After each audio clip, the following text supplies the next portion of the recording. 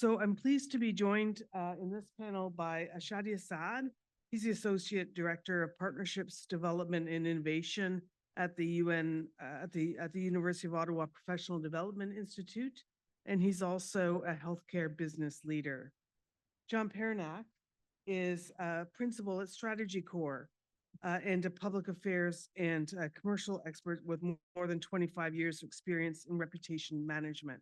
He'll be speaking about in terms of how he manages this issue with his clients. Michael John Almont leads the Strategic Intelligence Research and Analytics Unit at FinTrack, and they oversee efforts to reveal trends in money laundering, terrorist financing, and security threats to support detection and prevention. He joined FinTrack in 2020 after holding various roles in quantitative research analysis and evaluation. And finally, our own Alan McCafferty, he's a technical lead at the Information Integrity Lab, and he's also program director for cybersecurity at PDI. He's also counseled businesses on risk management. So Alan, I'll leave this panel in your good hands. You can hear me? Yes. So thank you very much, Jennifer, and welcome. I was saying to Jennifer just before lunch, when I grew up in Northern Ontario, my father said to me, 3 things you don't do in a crowd: talk about religion, money, and politics. So we're going to talk about money. So bear with us. And like Jennifer said, there is an impact on organizations and business from disinformation. And we have 3 gentlemen here, and we're going to start out with, why don't I give them each a minute to, I know Jennifer introduced you and said your name, but why don't you give us your opinion on disinformation and the economic impact that could be for an organization, in your opinion, starting with, and we'll go left to right. How's that? Starting with John. Sounds good. Thanks so much, everyone. So in my work with companies and organizations on reputation, this actually really came to light, came home in the last 18 months. There were 2 different charities that came to us looking for help because other organizations were using disinformation to weaponize the Canada Revenue Agency against the charity to try and get their charitable status revoked. And this is actually a more widespread thing that's happening throughout the economy. So it's not just at the level of states and intelligence agencies. It's actually very close to home and the kinds of things people are using. As we go through it today, I'd like to talk a bit about what some things organizations can do to combat this, and hopefully we can get into that a little bit as we go along. Great. So MJ Ullman, I'm with the Financial Transactions and Reports Analysis Center of Canada. So FinTrack, because that's quite a bit of a mouthful. Just a bit of level setting in terms of what we are as an organization. We are Canada's anti-money laundering and anti-terrorist financing regulator. And as of last night, with the royal assent of C-59, also sanctions evasion. As well, we are also Canada's financial intelligence unit. So when we look at this from like a disinformation status, it really, to my mind, and this is what we're speaking from my perspective, I'm thinking about this in terms of the impacts on the integrity and the trust within the system. How as disinformation as passed out through the economic system, it increases the level of distrust. It can also lead and push people towards alternative channels because they don't have faith in the systems anymore. And that as well also makes them more susceptible. Now that's at the macro level. At the micro, there's also different types of disinformation that exist that I think scale up. And we see that through the increased prevalence of fraud, which is a form of individualized disinformation and is not just happening though from individual actors, can be occurring from organized criminal actors, sometimes, but not always, but often working offshore to try to create conditions of uncertainty and really take advantage of an increasingly challenging environment where people don't necessarily have the same level of faith in the institutions that they once had. So looking forward to have this conversation. We're a bit adjacent to the disinformation element, but as a financial intelligence unit, we're really quite concerned about how this space is having an impact on the way we operate within Canada. Thank you. My name is Shadi Assad. I'm the Associate Director of Development and Innovation in the PDI, which is one of the organizers of this event. And in my previous life, I led healthcare companies and pharmaceutical companies in Europe, Middle East, and quite different parts of the world. And I wanted to highlight the information integrity in healthcare and how it affects healthcare systems in general, but particularly from economic aspect. So just to give you a flavor of how misinformation can affect healthcare, a very recent retrospective study that was published in the US showed that 50% of all food supplements that are taken off the shelf in the US had no value for what were intended for. So to measure that into an economic measure, it's about $50 billion. The market of food supplements in the US is $50 billion. Very similar data comes from Japan, Europe. You can imagine the impact of misinformation on the spending, but also on the healthcare system, because in many cases, at around 10% of those food supplements are not only have no value, but actually are harmful for the health of the person. So misinformation is huge in healthcare. It causes mistrust in healthcare systems. It causes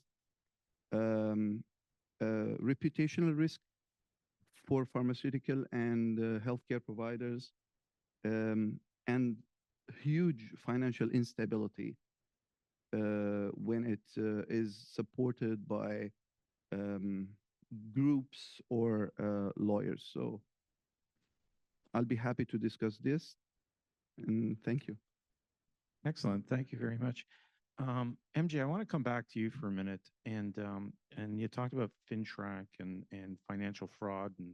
And I think if you got outside this room, the average Canadian, if you said FinTrack to them, they'd probably have a hard time. FinTrack, who are they? But if you said financial fraud or banking fraud, that is a word or a sentence that everybody knows. Can you maybe expand on some of the types? And I just want to kind of add a little extra in there. Can you include crypto in there? Yes, I can definitely talk about that. Cryptocurrency is definitely been something that we added into the regime and as a regulator back in 2020 in full force in 2021, and has been a preoccupation, unsurprisingly, in the last few years. So thinking about fraud, and particularly how it's in the context of a society that's has less trust, where the integrity of the system is increasingly at risk. I think about, for example, authorities fraud. So that's where scammers are contacting various individuals and telling them that they're part of often a government agency, RCMP, CRA. We're calling you up. You know what? You have a problem with your taxes. This is serious. We have contacted the RCMP, but you know what? You can deal with this right now. You can deal with this right now. And the way to do it is not through going through to your bank, because of course, but rather depositing through a cryptocurrency ATM. Now, people laugh, and we all look and we say, well, that's ridiculous. You should know better, especially, and then there's the types where they make them go buy prepaid cards at the Metro or at the Loblaws, IGA, whatever it may be, as part of the way to send the money forward. And of course, in the moment, we think about this and that doesn't make any sense. But, these are often playing on insecurities, a lack of trust, concerns about, the type of penalties that come to them. And of course, they don't give them time to think. So that's out there. In the cryptocurrency space, I mean, that comes back to where I'm speaking on alternative channels. Now, I don't want to paint the whole cryptocurrency ecosystem as being part of like illicit finance, but because of the nature of cryptocurrency being that it's pseudo-anonymous, there is a tendency to want to move there so that there's no one through the banking system that can stop you, make you pause, make you think and say, hey, I think you're being scammed here. I think there's a fraud being perpetuated. By going up there, going through the virtual currency, the Bitcoin ATMs, which we have a bulletin on our website about, that is how they can move money fast and quickly. And before someone that's had this fraud perpetuated against them, one realizes it's been a fraud. And people don't want to realize it's been a fraud. Like they don't want to have been defrauded. And that's especially true in investment scams. But then on the other side, by the time they admit to it and they get over the sense of potentially shame that they've been defrauded, the money's gone. And that's where the things become the most challenging. If it's through the financial system, maybe there's some delays and it can stop, but once it's out through the blockchain, it's immutable. Under most circumstances, there are certain exceptions in there. Thank you. Thank you very much.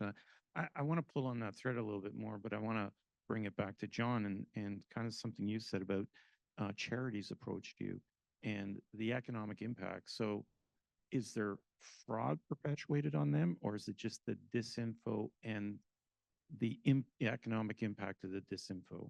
It's what it is different interests using the techniques that you see some of the presentations earlier being talked about that states are using, but using those techniques to try and put charities out of business because they don't like the things they support.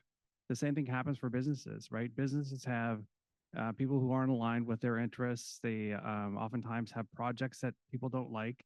And so these techniques are being used to share false narratives or narratives based on half-truths. And the reality is that the biggest drawback any organization has is an information vacuum. If you are not filling that vacuum with stuff you're saying, you're giving your opponents the opportunity to fill it with stuff they're going to say. And because there's been this tremendous democratization in communications, like 30 years ago, you kind of had to either buy ads or you had to get in the newspaper or on TV.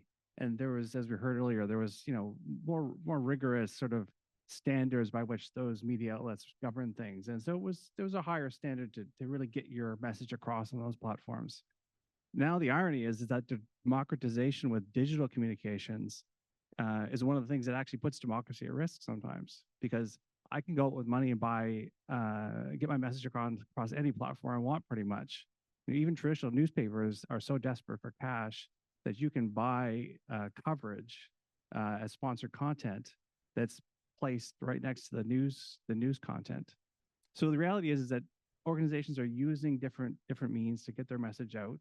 One of the other things that is really companies and organizations have to grapple with now is the news media, because they operate on this gentleman's agreement of basis where they try and tell both sides of every story.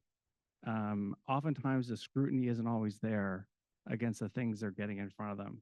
And so you get the media repeating things that one side is saying, even though it may not be entirely true. I think we saw in 2016 during the US presidential election, that was a huge thing the media had to grapple with. That is still a challenge that media faces today. So those things are all challenges that organizations are using to try and advance their interests. But there are also ways to take advantage of those yourself. And we can talk about those a little bit, I guess. Okay. Yeah, I'd like to come back to that and talk about that. But first, I want to go over to Chadi and I want to talk.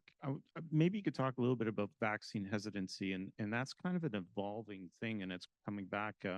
And we see it in the news now. We kind of saw it kind of blow up during COVID-19 and all the various global vaccines. And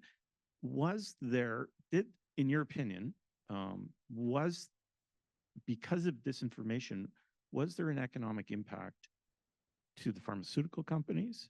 And was there an economic impact to the general population governments from that?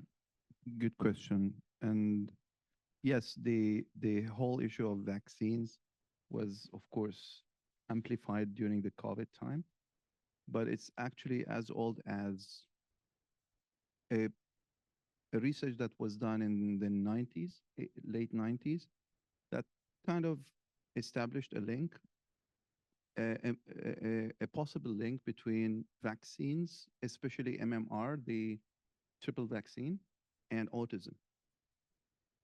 Although this research was discredited, and actually today there is no, lots of studies showed that there is no evidence of this link.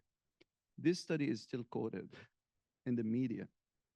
And this study caused lots of people to decide not to vaccinate their kids. And it's, from medical point of view, it's a mistake. Because especially for these three diseases that the MMR vaccine is treating, they're very well established to have been eliminated by vaccinating.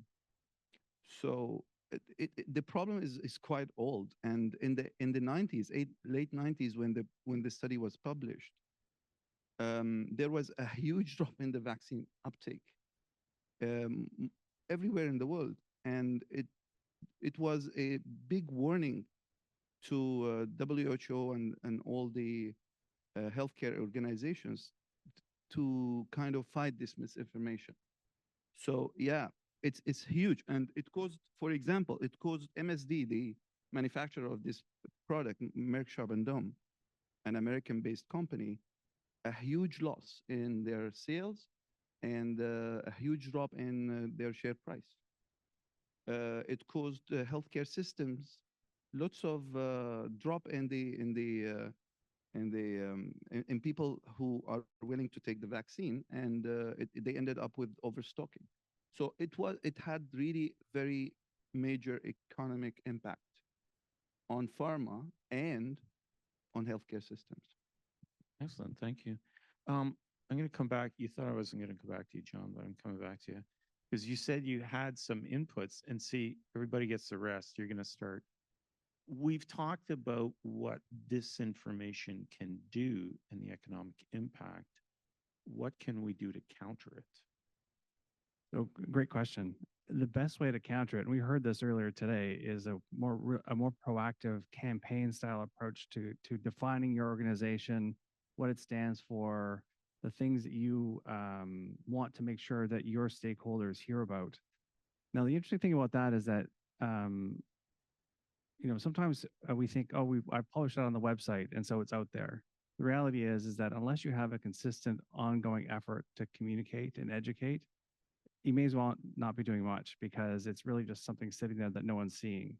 The great thing is that the platforms today, digital platforms, online, social media platforms, if you pair content development that tells your story with some dollars to promote targeting that content at the stakeholders you want to see it, you can do a good job of getting in front of people and letting them know what's important about you, so that if you are subject to a disinformation campaign or rumors and speculation, you will have some cash in your reputational bank ahead of time that you can draw down on.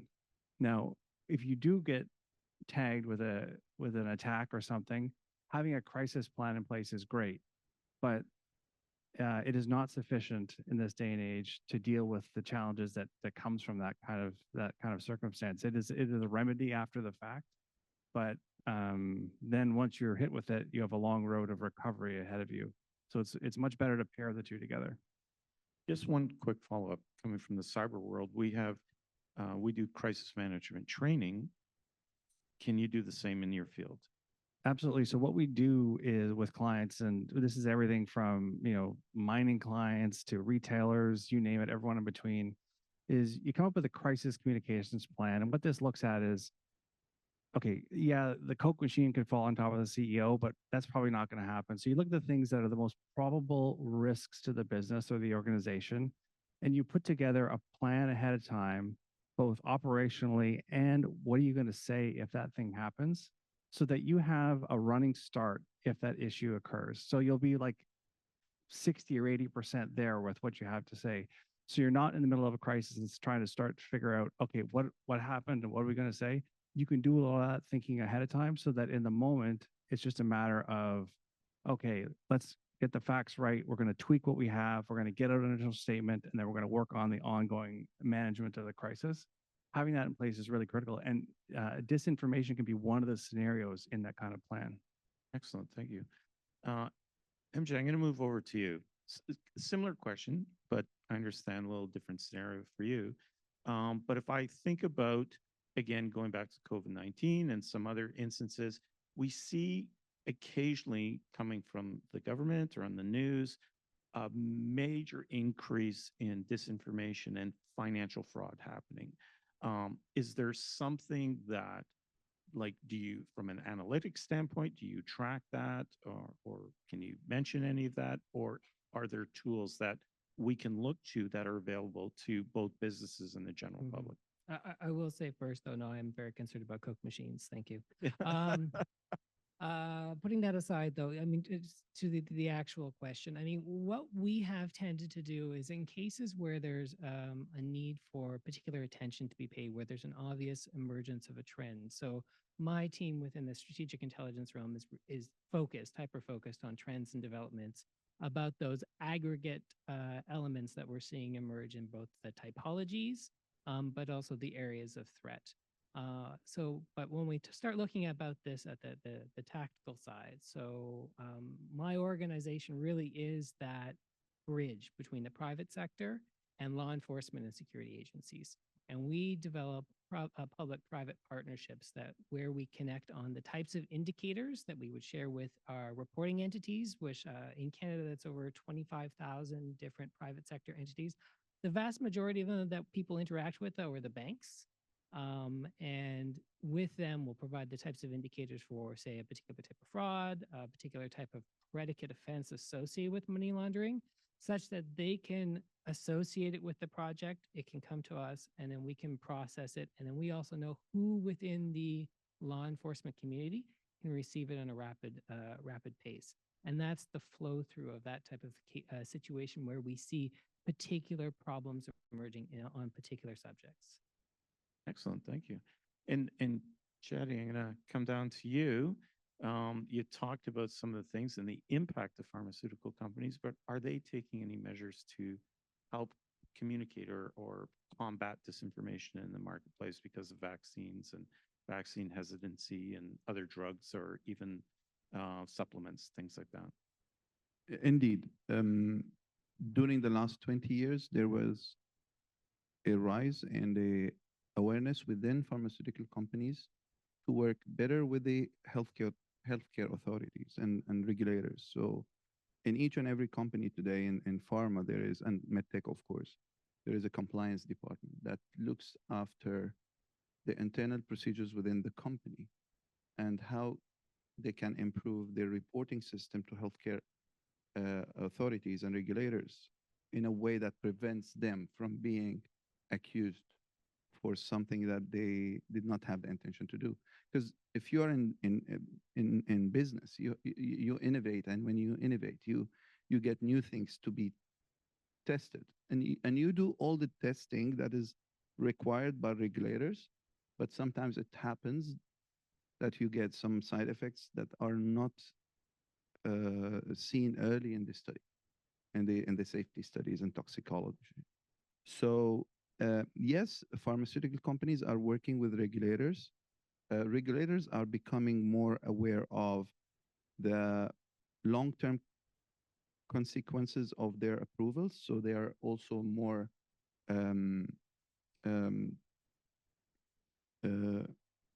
because also of the actually this is important to say, because of the misinformation that's happening in the market, they're becoming more hesitant to give approvals for products before they're really well tested.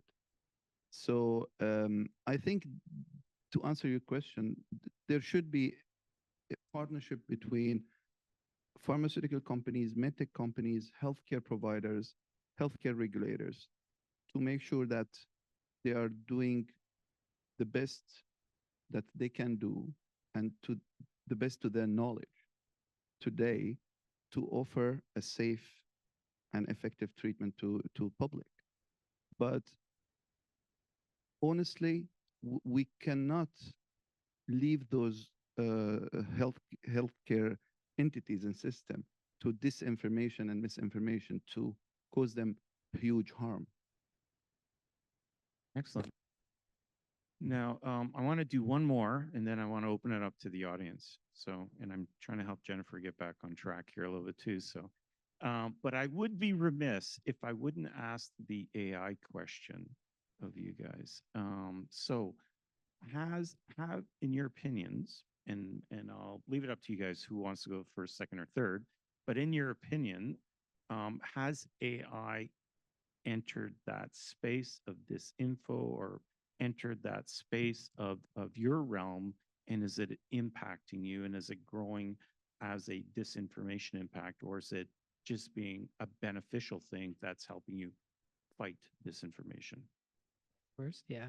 I mean, fraud's so much better now than it was even just like 2 years ago. Like in terms of like the messages you were getting, the phone calls that arrive, it's much improved. And we heard to that. Like the generative AI is really helping fraudsters improve the language that they're using to perpetuate the fraud. And I've heard stories. So at this point, this is not things that I'm seeing, but I'm hearing from the media of the ability to do deep fakes that help also perpetuate frauds. You know, there's the emergency fraud scheme where they're seeking you to send money because your relative, your grandson, your brother, or whomever it needs bail money or has been an accident, and they try to manipulate it in a way that they have the voice sounding close enough, and again in a difficult time. So absolutely. And in the same thing on the terrorist financing space, if I could just pivot a little bit there, I mean, disinformation is clearly part of that realm also. And for me, what's interesting in that space is that the radicalization propaganda line is also the same channel through which they do financing for their activities. So I think it's going to be an interesting few years as this starts to really hash out on this space. Excellent. Thank you. John? Two quick ways. The first way is it's a lot easier to create content using generative AI. And I've seen examples just this past week. There was it looked like the FSB, the Russian secret police, had set up a Twitter bot that was using ChatGPT to write content, except they forgot to buy credits. And so the Twitter bot accidentally tweeted, "I'm out of credits." So clearly they're using it. From a content development standpoint, it certainly makes things more efficient. So you could use it for good in that sense. If you could, use it to, make it easier for you to create content that tells your story, fantastic. Interesting. It's also being embedded in the way to target audiences with sponsored content through platforms like Google. So Google has the ability now to use AI to rather than in the past you used to have to say, well, I want to target people between 25 and 30 or 35 who have this interest, but now you can just sort of give Google a general sense of the kind of target you want to reach, and the AI will help do a better job of using your dollars to get to the people who you're trying to reach. So that's a way to do for good, and I guess someone could use it for less than good interest too if they wanted, but it's definitely where AI is entering the chat right now. Thank you. And Chatty, any comments or? Well, listening to the use of AI in defense, security, financial sector, I guess pharma is very much behind. I can't recall a good example of the use of AI to face misinformation and disinformation in the field of healthcare, and I think this is an area to have some research on. Excellent. I'd be remiss if I didn't provide the good side of AI, I suppose, in there too. And it has been useful from the perspective of as we look towards modernization of our own systems. And, part of the way it works for FinTrack as a receiver of so many financial transaction reports, monetary threshold ones, as well as the suspicious transaction reports, being able to be supported by modern analytical techniques has been the counter to that, where we're able to actually surface the signal from the noise. I'm a pessimist by nature, so I always go right to, well, what are the problems going to be? And it's those external threats. The other thing is, and one thing we didn't talk about here, and it's like, it's all good conversation, but really supply chain. I look at you, John, and it's like, you've talked about the charity and you've talked about the business, but what happens to that business when it's the supply chain that's been attacked? And by default, that information or disinformation now is impacting your client. How do you deal with that? So that goes right to the being prepared for those situations that are mission critical to the business. And so that would be the kind of thing you would want to look at and say, okay, if that were to happen, what are the things that we're going to do operationally to minimize the impact it has on our business, but also communicate that to the key stakeholders we have. And so preparing ahead of time is like, this is one of the things that you can foresee that may be an issue. And whether it happens through disinformation or natural disaster or whatever the case may be, it's one of the things that you'll call out in a crisis preparedness plan to know exactly, should it happen, what are we going to do? And you're not even waiting around 20 minutes to figure it out, because you've got it all figured out ahead of time. And then just building on that and looking at you, Chatty, pharmaceutical companies are global. These are global companies. And is this an area, like, how do they manage their supply chain, and how do they manage all the information flowing in and out of their organization from their supply chain? And are they concerned about these things? Very much. And I gave an example of MSD throwing a huge stock of vaccines in the early 20s because of the disinformation that happened. And as you said, it's a global thing. They're one of the very few manufacturers of this particular vaccine. So it caused them to have very disturbed supply chain for some time. And then they decided to cut on the production of the vaccines. And that caused another supply chain issue later, because the demand went back to almost normal, and then they did not have the supply. So it caused a huge economic impact on the company, and it caused the vaccines to be not available for people. I see the microphone's empty, so you have to put up with me for one more round. If you thought back to where you were 5 years ago, or where you were 10 years ago, in your field, have you seen, in your opinion, and we all talk about misinformation, we all talk about disinformation, has it increased? Have you seen that increase, or has this been a natural organic growth that it's just a natural thing that's coming because of new technology, and it's just the fact of life that we need to deal with? I feel like it's been more professionalized, more than anything else. So it's fair to say that there's been a space for disinformation and misinformation within the financial sector for a long time, but now possibly it's just because of awareness. Maybe it's because the channels through which that information can flow are more pervasive, more omnipresent. We can feel it more, but it feels like it's been much more professionalized than it was previously, where it might have been more ad hoc.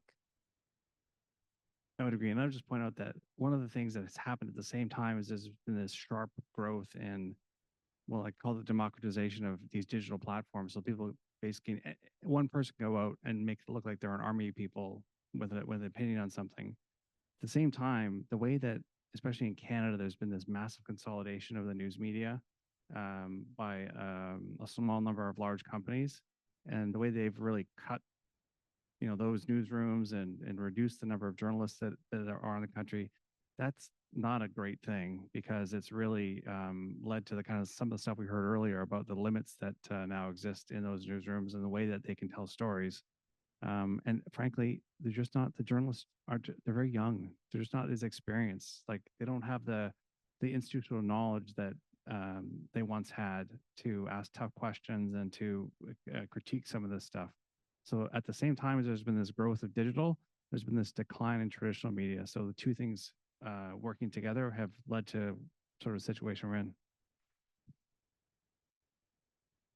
In healthcare, I think it's a yes, because health and wellness is an integral part to people's life. So the surge in the social media use, of course, increase the number of information that are put on media for health related issues, and big chunk of them are misinformation, I would say. Excellent, thank you. And I see we have a couple people here, so why don't we go to the audience? Thank you for your time today, gentlemen. So I had a couple questions just regarding, this is a very, this element of the conference here or whatever is really related to the private sector as opposed to the public sector and people being able to come together in order to solve a problem, as the government or as a country or whatever. But the private sector really depends upon incentives to be able to combat these sorts of things. So I wanted to know your perspective, when something does happen, whatever it is there an incentive within the private sector to be able to combat this stuff? Is there a way to financially incentivize security before it's too late? Are the costs when something does happen, are they being borne by the companies because they were lax? Are they being borne by the consumers who are victims of something else? So is there a way to privately incentivize this sort of stuff? And if not, to MJ there, do you feel that you need more compliance tools or anything like that in order to overcome this problem in a private space? Or there's a lot of different ways to answer this question. I'm not sure who exactly to turn it over to. I'll start since you name checked me from at that part there, but actually mine's the easiest one because in many respects, most of the private companies that are most impacted from like the financial sector and adjacent ones, so money services businesses, have legal obligations that really lay it out. So all of them that I keep calling reporting entities, which is the jargon of my world, is because they have obligations under the Proceeds of Crime, Money Laundering, Terrorist Financing Act, in which they have to do the record keeping, know your client. They have to, and if they fail, they have a compliance program. And if they fail to do so, they're subject to sanction. It could be administrative and monetary penalties from FinTrack, or it can actually be criminal charges depending on the nature of it. Now, certain parts of the financial sector are even more heavily regulated. So I'm thinking of most of the Schedule I banks. They have OSFI that are looking at it from a prudential perspective, and all of that helps in that space. When we start talking about more general outside of the financial sector, I guess that it's a question I turn to my fellow panelists here. So there's a lot of, I think, attitude in business still that, look, we just keep our heads down, just stay quiet. We'll be fine. Like, we don't want to get out in the open until something happens or until they're subject to something like this, and then they're scrambling and trying to figure out what do we do. So the smart businesses are the ones who, you don't have to spend $1 gazillion on this stuff, but having a proactive program means dedicating some resources on a consistent basis over time. And smart businesses do that.